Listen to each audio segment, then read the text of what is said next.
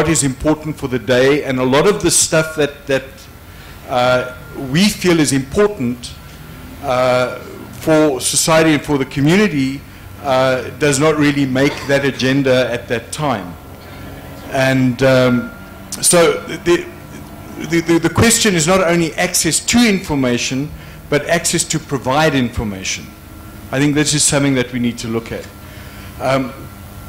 Also, just on that issue of the passive community, I have an anecdote that I'd like to share with you. And when we first got into NBC and we embarked on a series of community meetings, and at that stage television wasn't the coverage of television wasn't great, and we were emphasizing, or our planning was really to look at how to improve radio and the radio network. And we went to communities around the country and had community meetings about content that communities would like on radio. And at these meetings it became really clear, because we were speaking with traditional leaders, we were speaking with general members of the community, and they were really confused, and some of them were quite concerned because they didn't know of another way of using radio. They only knew of radio as it was, and that was their reality. And they became quite anxious when we said, but there are different ways of applying radio, making it more interactive, and they said, no, they're very happy with it the way it is. And I think this is an important thing to look at, because when we look at the media and we look at the issues that are being spoken about, and Gwen has also referred to some of the key exposés that have happened in the papers, it's outrageous for a day, and then it just subsides again into the daily norm of events. So what I just want to emphasize, or what I want to mention now as my key thought in this whole thing, is that one can have as much access to information, or it would be good ideally to have all this access, but one's also got to look at the readers, at the listeners, in order to ensure that no matter how big the story is, if it is not of interest to the listener or to the reader, it's really not going to have an impact. I don't know where one can take this, but in light of the issue of making information accessible to everyone, I think that's really key. But there's a lot more work that's got to be done other than just making access to information available. I think I'm in there.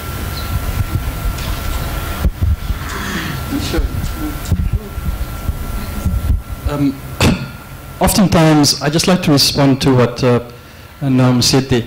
Oftentimes, you also have to consider that it is also a question of how information creators, such as your organization, package information.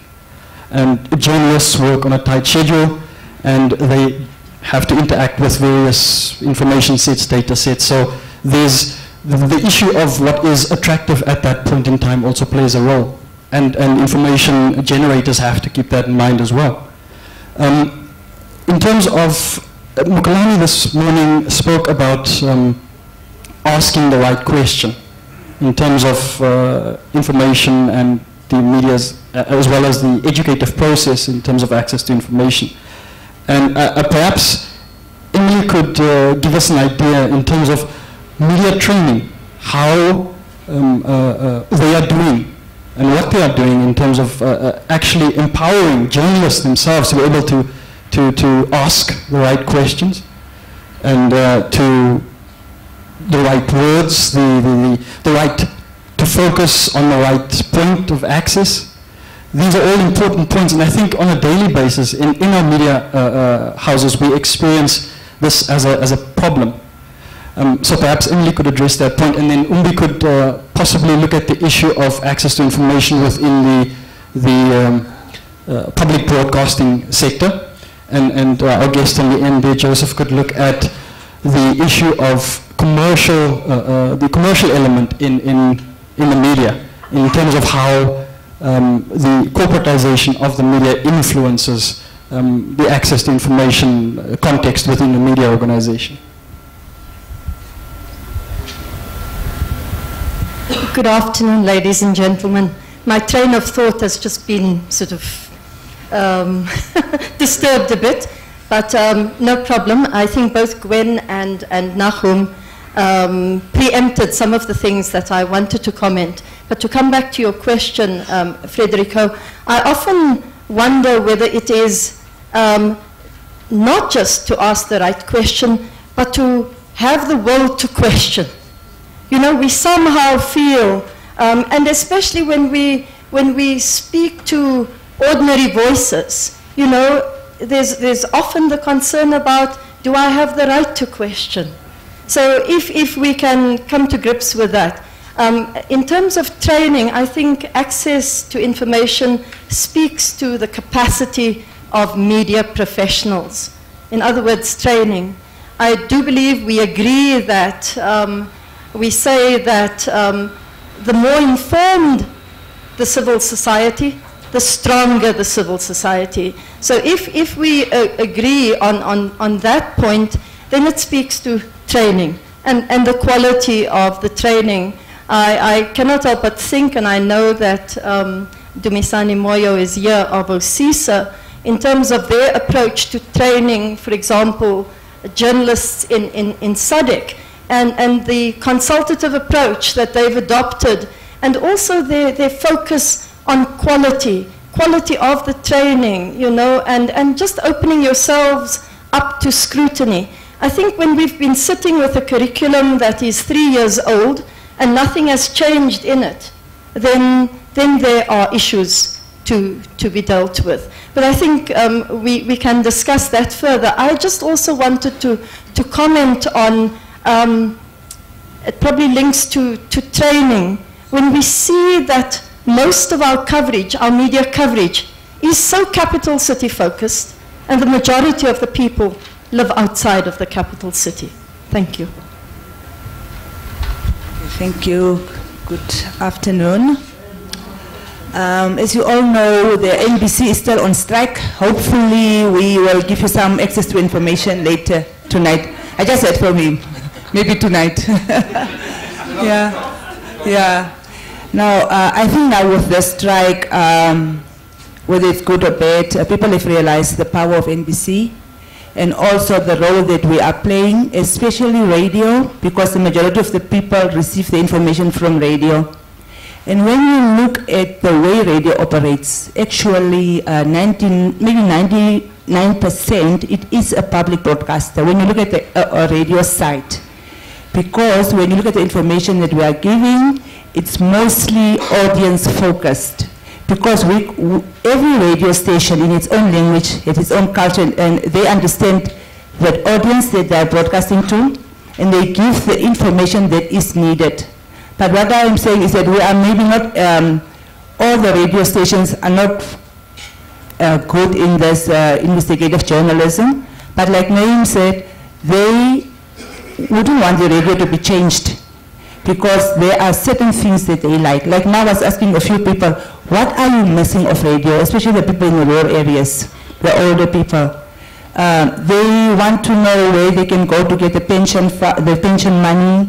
They want to know where the auctions are, especially funerals, because a lot of black people die a lot every day with the funeral announcements.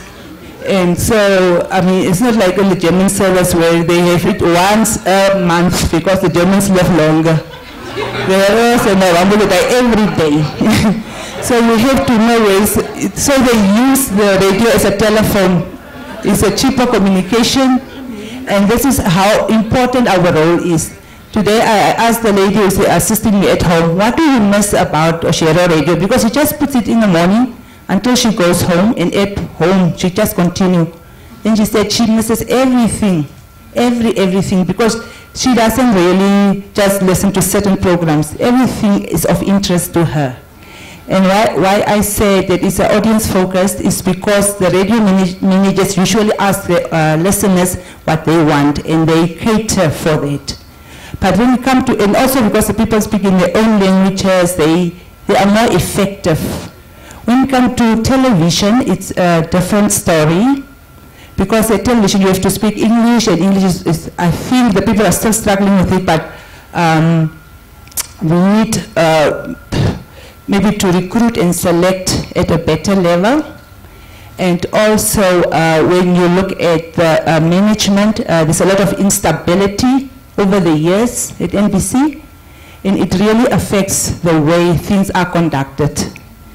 Because once this director general comes and starts with his program, then it's time for the other one to come. And then we have an acting, and so it goes.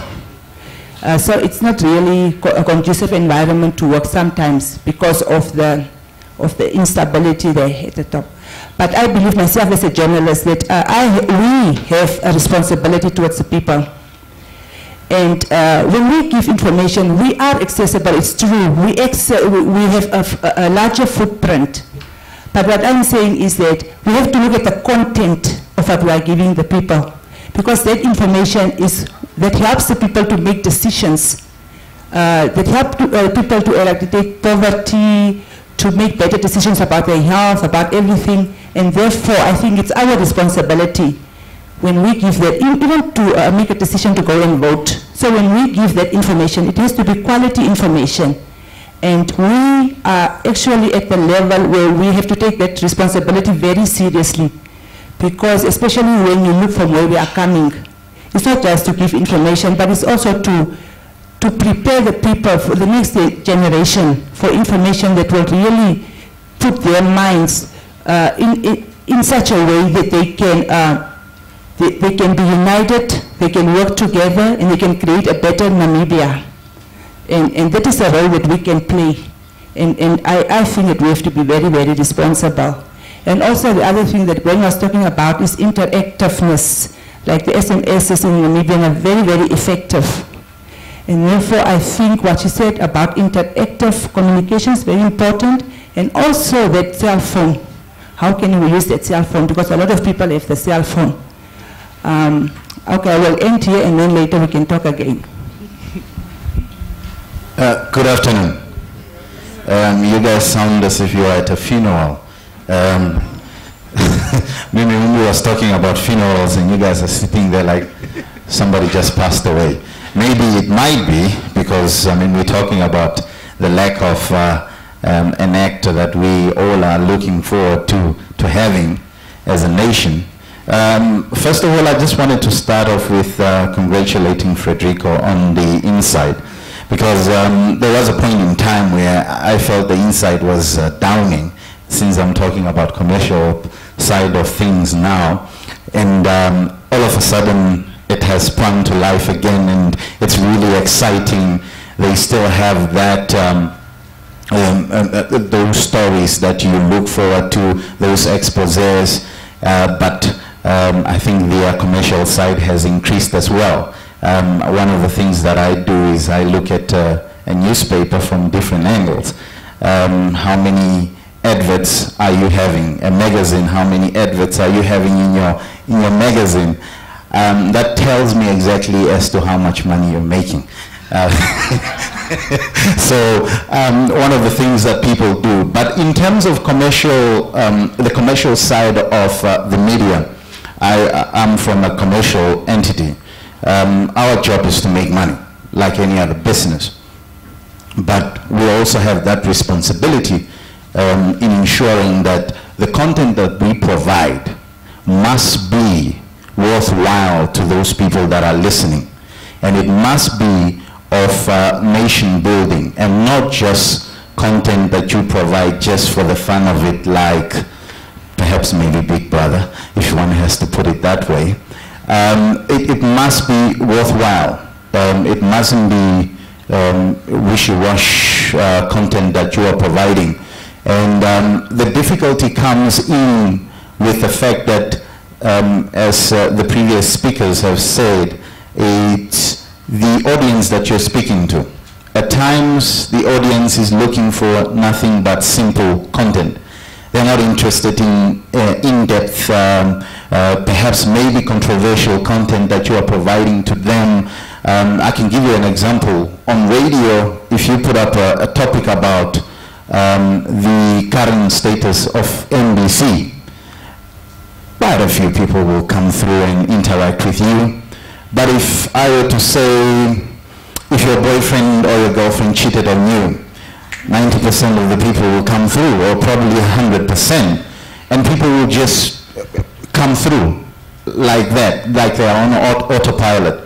But that is a difficulty that we're living with. But also as a commercial entity, you are looking for that independence, for you not to always continuously be connected to a certain organization that puts you in a position where you have to be biased at times when reporting on a certain organization. And I think that has been the difficulty, if one has to put it with the state-owned entities and media houses. It has been that difficult because of that. And the impartial part is very difficult when you are connected to a specific organization.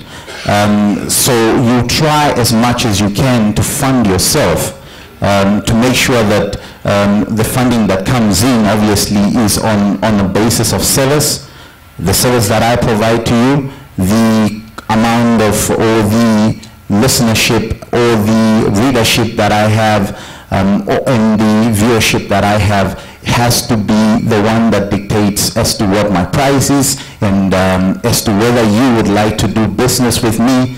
But there are issues that we are faced with that makes it difficult at times, especially from a commercial perspective, to be able to get into political issues. Because, as I've indicated, there are certain entities that are linked, and because of the link, you are afraid of getting into a certain story and discussing a certain story. But for us, what we've done from our side is that we've cut ourselves off in terms of editorial interference from whoever it is that perhaps feels they want to interfere with our editorial or perhaps with our production and our stories, making sure that at the end of the day, the stories and the topics that we put on the table are for the nation and are informing the nation. The other issue is concerning new medias. I think in terms of new medias, a lot of us are talking about this new medias, but we are, I think it was somebody yesterday asked the question as to perhaps maybe we should be focusing on the access to these specific devices. And that's the biggest issue. As much as we're talking about SMSs are also on the decline. Worldwide, the trend is that SMSs are on the decline. The biggest one, and I'm going to support that, we should focus more perhaps on the social medias, and I think media houses have extended themselves towards the social media, having Facebook pages, having Twitter pages, and these are all new medias that media houses have been using, and for the past 3-4 years, they have been using this as add-ons onto the current platforms that they are using in terms of speaking to the nation. And the reason why we should be able to focus on new media is that it's inexpensive for a person that is sitting in a village somewhere that knows how to use Facebook. If I know how to use Facebook, I load $10 onto my phone, and I can interact with as many of my friends without really having to pay a lot for it.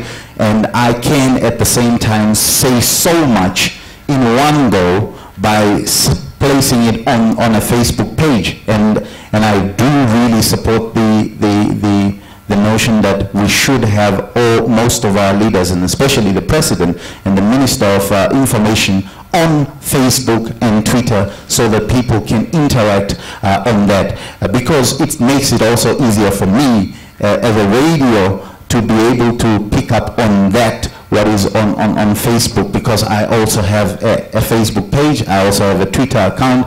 I am able to interact with people on that different platform and take it to the radio and send it out to the rest of the nation.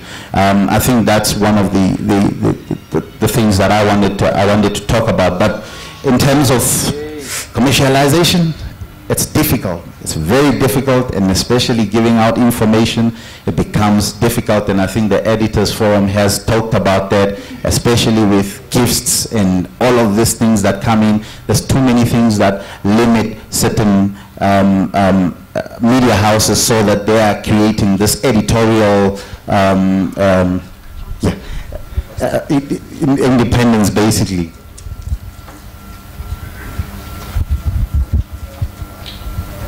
I think an important issue that comes out of what everybody has been saying here, what some of people have actually emphasized, is that there are various factors that influence how we as the media interact with, in terms of access to information, issues that influence how, on a daily basis, we go out and actually try and get hold of information to pass on to our audiences. But the issue is also, is there demand from our audiences for certain types of information? For instance, while we might have things like Twitter and Facebook, most of what we, that's just my position, most of what we find on these platforms is actually noise. And people respond to this sort of populist noise, which begs the question of, the quality of information that people respond to. And I think in terms of the commercial aspect, it's easy to go the way of just providing people with what they like or think they like, and to chase the buck in terms of that sort of offering. I think the scandal around, if you look at the scandal around the phone hacking in Britain and the folding of the News of the World, that is the extent to which some media organizations went in order to make money. And I mean, if we're just after the money, and I'm speaking from the position of an organization that struggles to make money on a monthly basis, it creates a situation where something has to be sacrificed. And where are you willing to sacrifice? In terms of our content, we do not sacrifice on that. We do not, because I don't think as a platform we would survive if that were to happen. But the question is, I think, and I'm asking this of the floor here, the issue of passivity, which is something that we all within the media sector from our audiences have concerns us. As insight, I would like to have just one letter from somebody amongst my readers. But maybe my readers are not people who write letters or send SMSs, because we are a niche publication. But this is something, to me that's an indication that it always concerns me, because I'm asking myself, are we reaching people? Are they responding? Are they finding this interesting? Are they responding to our content? And that's something I'd like to put to the floor. Are you, the issue of passivity, the demand for information, and what sort of information?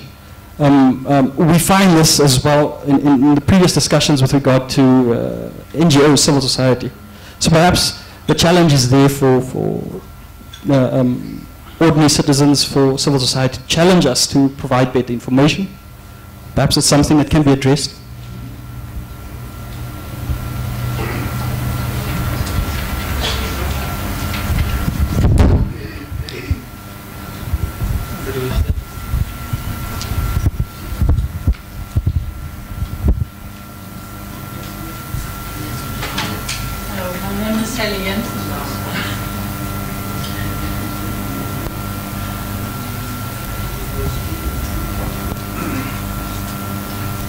I can speak loud enough that everybody can hear you anyway.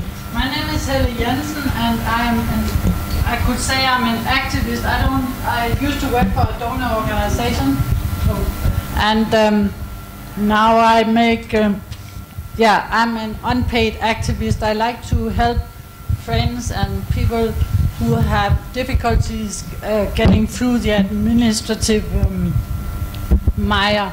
And I sometimes make use of the media for that purpose. And I'm actually, in one way, I'm quite happy with the Namibian media because it's very accessible.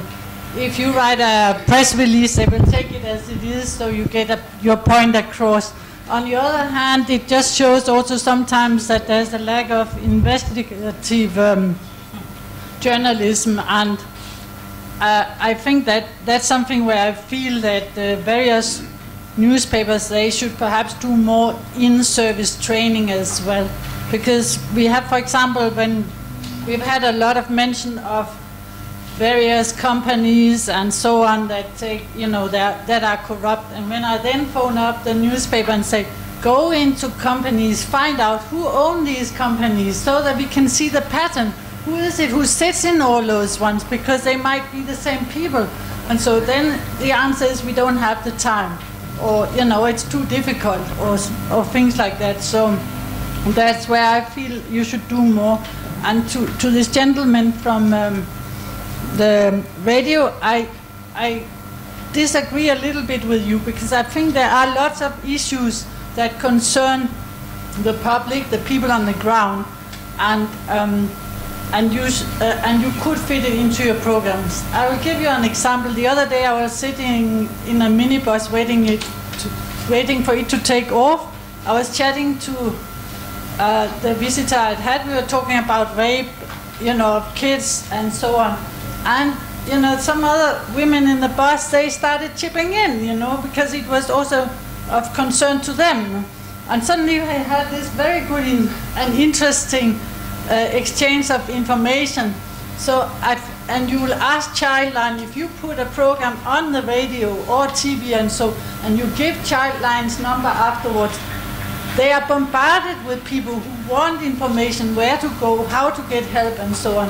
And I think you can combine that with having a commercial radio station, you know, and you can still do your adverts and whatever you want in between, but have a couple of more serious programs, and you will find people are interested.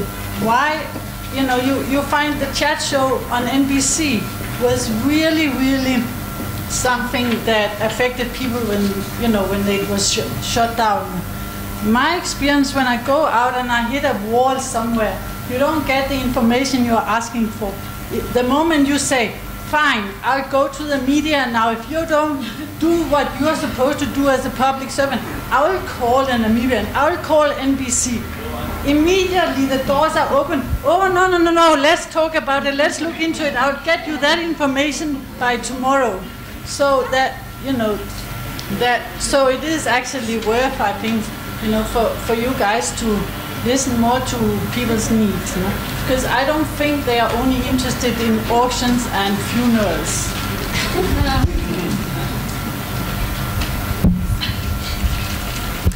Okay, good day. I'm Felicity. I just have two questions. I want to know, my question goes to Ms. Gwen Lister. I want to know, to what extent does government know about the decriminalization of defamation and privacy laws? And have you submitted some law reform proposals to this effect? The second question is, I want to know, do media practitioners know about the various sanctions they may face if, for example, they are faced with defamation cases? Because from my research, I've seen that media houses can face from sanctions from 50,000 up to 170,000. So to what extent does media also play a role to inform courts, for example? What I'm trying to say is, courts, for example, do not have guidelines when it comes to sentencing, for example, of media houses. And they can take, you can even be fined for 300,000. So what I'm saying is, to what extent can media play a role in even sensitizing courts to come up with code of ethics when it comes to sentencing?